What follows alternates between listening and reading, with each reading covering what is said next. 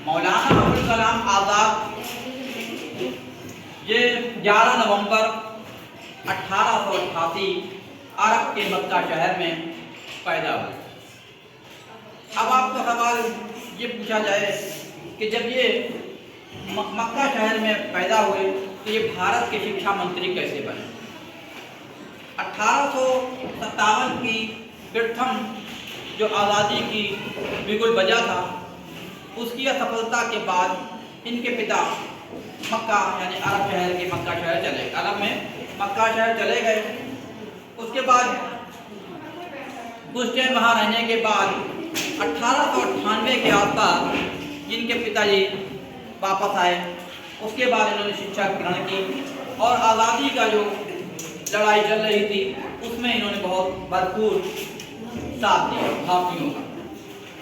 इसीलिए जब देश आज़ाद हुआ उसके बाद मंत्री बनाए गए तो उसमें शिक्षा मंत्री सबसे पहले मौलाना अबुल कलाम आज़ाद को बनाया।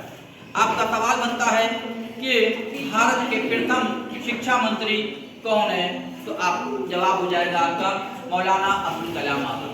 इसी तरीके से एक सवाल और बन जाता है कि भारत की प्रथम शिक्षा मंत्री कौन थी, महिला शिक्षा मंत्री, और भारत की प्रथम शिक्षा जो शिक्षिका जो थी आपकी वो कौन थी। तो वो सवाल आपका आ जाता है सावित्रीबाई ज्योतिबा फूले। इनका नाम हमेशा लिया जाएगा क्योंकि ये प्रथम महिला शिक्षिका थी और मंत्री भी रही थी। और ये मौलाना अबुल कलाम आज़ाद, इनकी मृत्यु जो थी 22 फरवरी 1958 में हुई। आज़ाद भारत के प्रथम शिक्षा मंत्री बने। इनके जन्मदिन को शिक्षा दिवस के रूप में मनाने के लिए कब से किया गया, वैधानिक यानी सरकार की तरफ से जो प्रारंभ हुआ 11 नवंबर 2008 से शुरू हुआ। इसीलिए आज हम यानी कि 11 नवंबर को हम भारत जो है शिक्षा मंत्री यानी कि प्रथम मौलाना अबुल कलाम आज़ाद साहब जो हैं इनके जन्म दिवस को शिक्षा दिवस के रूप में मनाते हैं।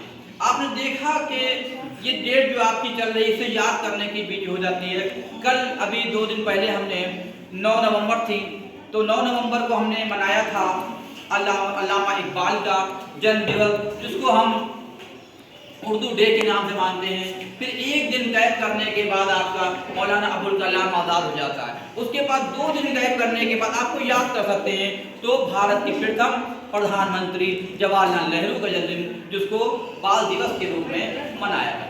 ये आपको जो पढ़ाया जाता है ये खाली जरा सा नहीं है, इससे आपके 10 क्वेश्चन फ्री के बनते हैं। जैसे कि 11 नवंबर को क्या हुआ था, तो मौलाना अबुल कलाम आज़ाद का जन्मदिन कब हुआ था, तो 1888 में हुआ था।